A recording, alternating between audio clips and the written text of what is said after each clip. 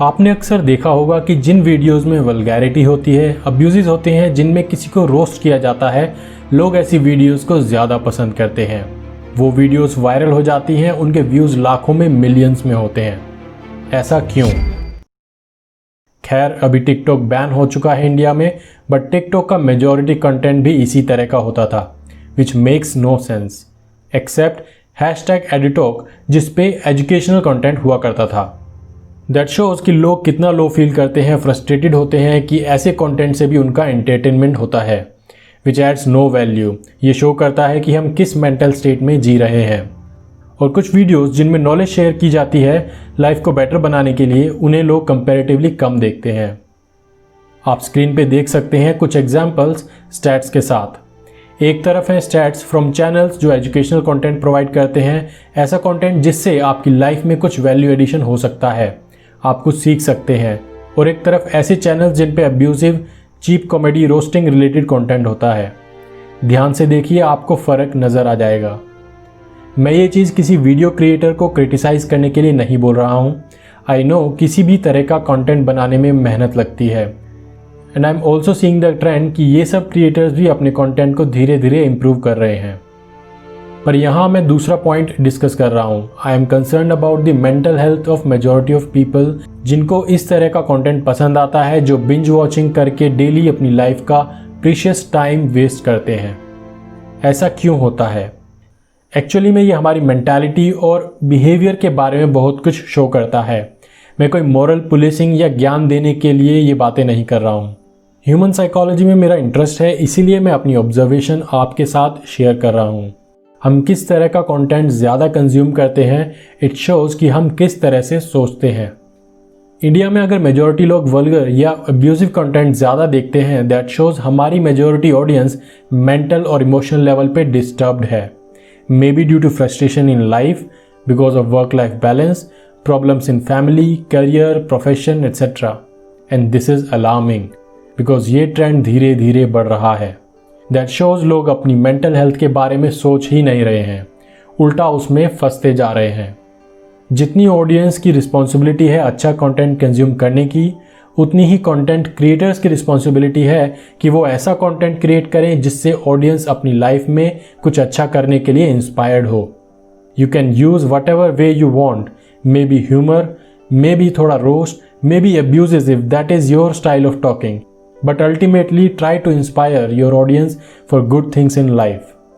जैसे Flying Beast by Gaurav Taneja, I like his videos. उनकी videos में कोई बहुत बड़ी स्पेशल चीज़ें नहीं होती हैं, normal day to day life के बारे में, चैलेंजेस के बारे में he shares his vlogs, but through them he tries to inspire his audience. He doesn't talk bad about anyone और क्रिटिसाइजेज एनीवन। और इसीलिए फ्लाइंग बीस्ट को लोग इतना ज़्यादा पसंद करते हैं कि रिसेंटली उन्होंने अपना नया गेमिंग चैनल स्टार्ट किया, रस भरी के पापा, and it made a world record of getting fastest 100K subscribers in 40 minutes and 1 million subscribers in 99 hours. इसी तरह और भी कुछ चैनल्स हैं जो मुझे बहुत पसंद है because of the value they add and how they inspire their audience. उनमें से एक है Beer Biceps by Ranveer Allahbadia. He creates videos for youngsters on the topics of personal development, fitness and wellness. Another channel which I like is Himesh Madaan. वो भी अपनी audience को motivate करते हैं, इंस्पायर करते हैं लाइफ में कुछ अच्छा करने के लिए, आगे बढ़ने के लिए।